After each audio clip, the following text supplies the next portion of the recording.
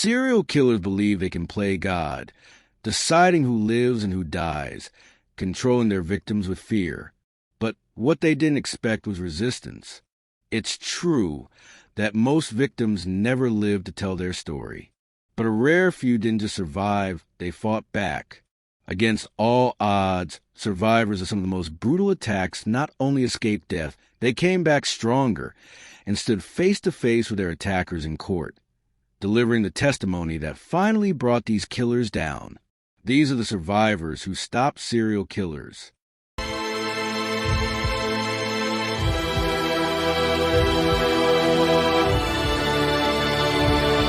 Welcome back to Prison Stories.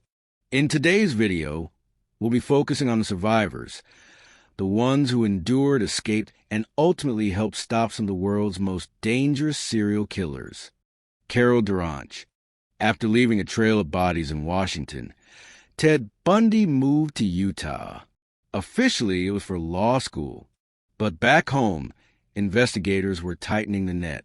His name was being whispered, his description circulated, and Utah gave him both distance and a new hunting ground.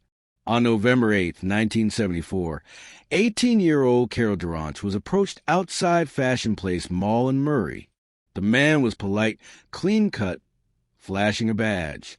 He introduced himself as Officer Roseland and told her someone had tried breaking into her car. When he offered to take her to the station, Carol hesitated, but ultimately got into his Volkswagen Beetle. Almost immediately, she sensed something was wrong. Bundy drove in the opposite direction of the station, his tone shifting from polite to cold. He suddenly snapped a handcuff onto her wrist, but in his rush, locked both cuffs on the same arm. Carol fought back with every ounce of strength, clawing, kicking, even trying to seize the wheel.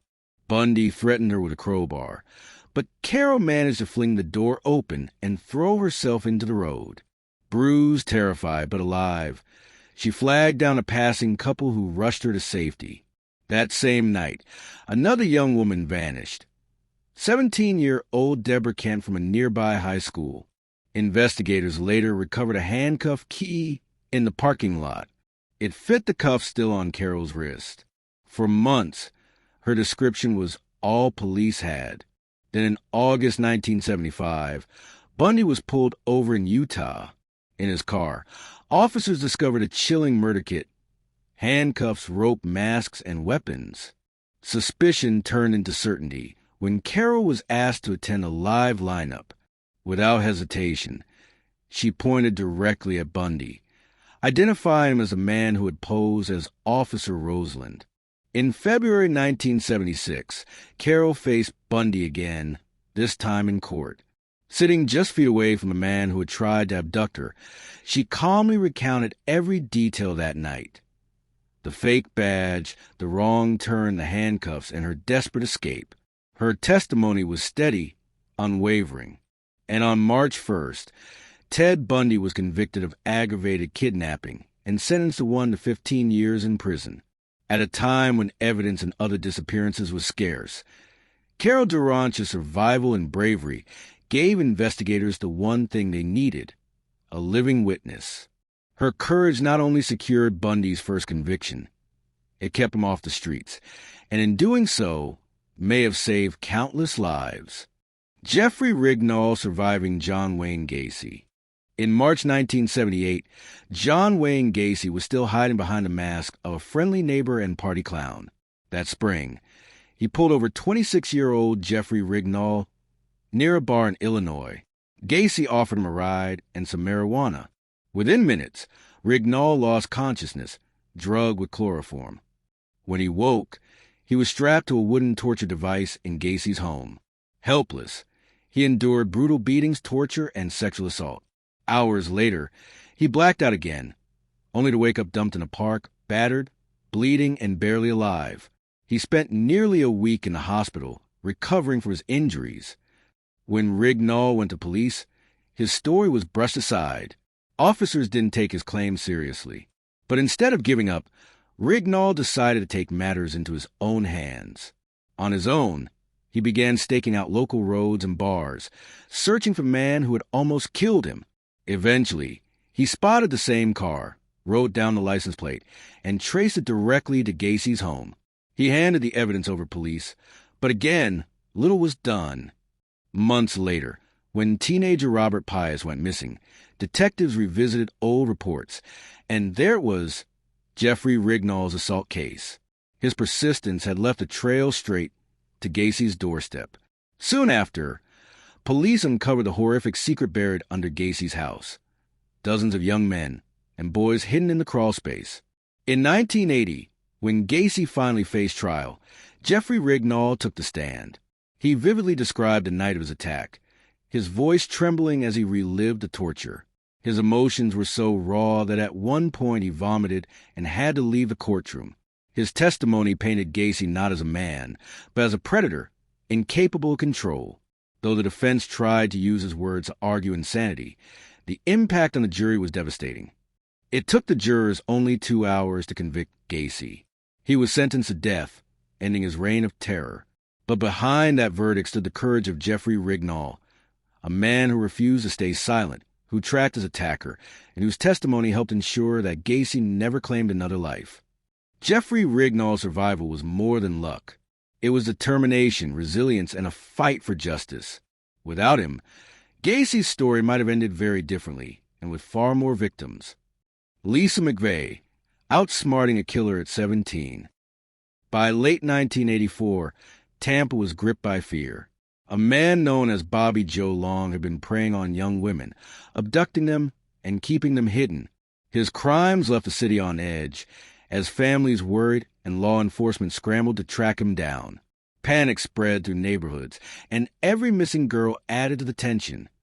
Amid this climate of terror, 17-year-old Lisa McVeigh became his next target. But she would not be just another victim.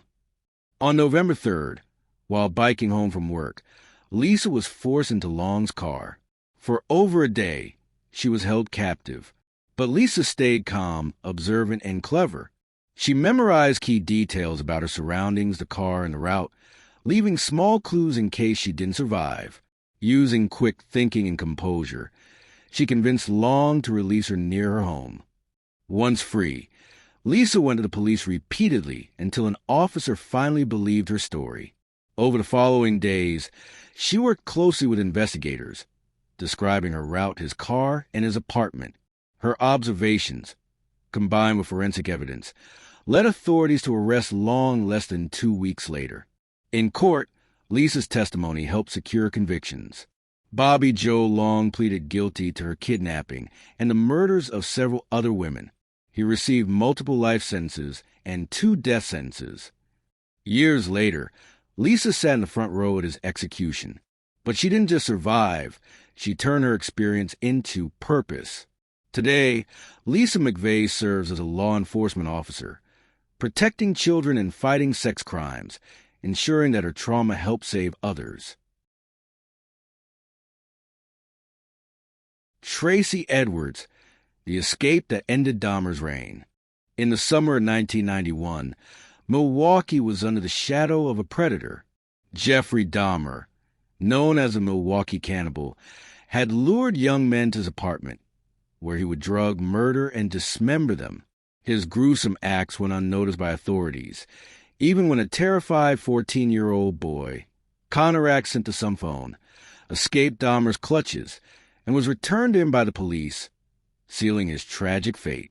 But then came Tracy Edwards, a man who would not be silenced. On July 22nd, Edwards met Dahmer at a mall and agreed to accompany him to his apartment. Once inside, Edwards noticed the unsettling presence of hydrochloric acid and a foul odor. Dahmer then handcuffed him and brandished a knife, threatening to kill him. But Edwards remained calm, engaging Dahmer in conversation and waiting for the right moment.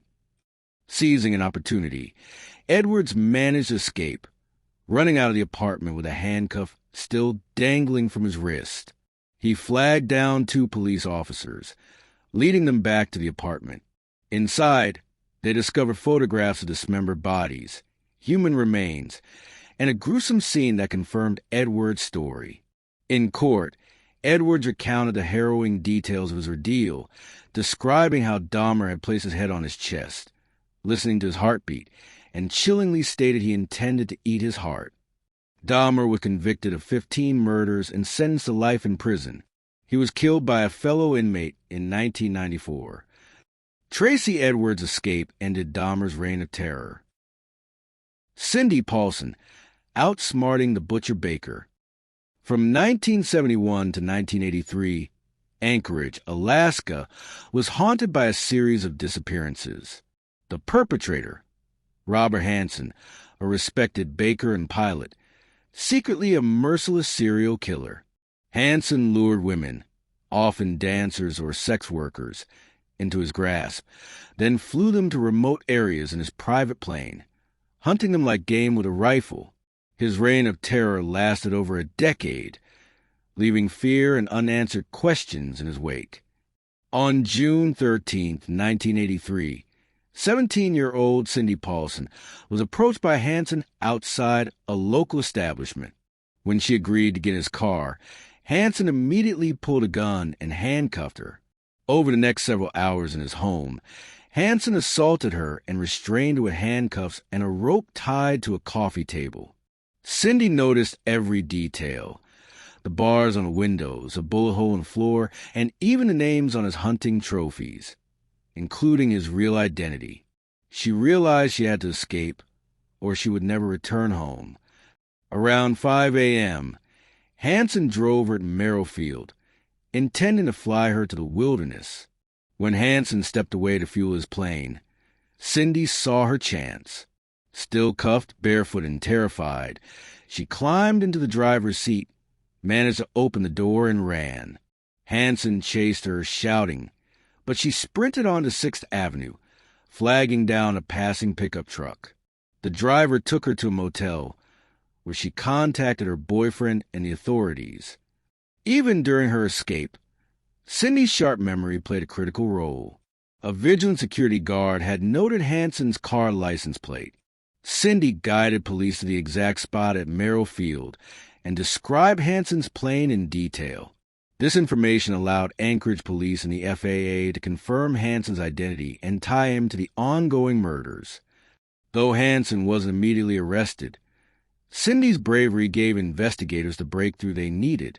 Her detailed account directly led to a search warrant for his home and ultimately to his arrest.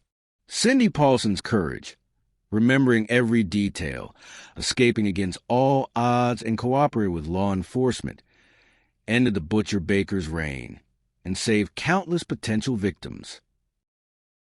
These survivors share one thing in common: an unbreakable will to live. They stared death in the face, endured unimaginable terror, and refused to be silenced. Their courage didn't just save their own lives. It helped bring some of the most notorious serial killers in history to justice. From Carol Duranche's quick thinking against Ted Bundy, to Lisa McVeigh's meticulous bravery, to Cindy Paulson outsmarting the butcher baker, these young women turned horror into hope. Their stories remind us that even in the darkest moments, the human spirit can rise, fight, and triumph.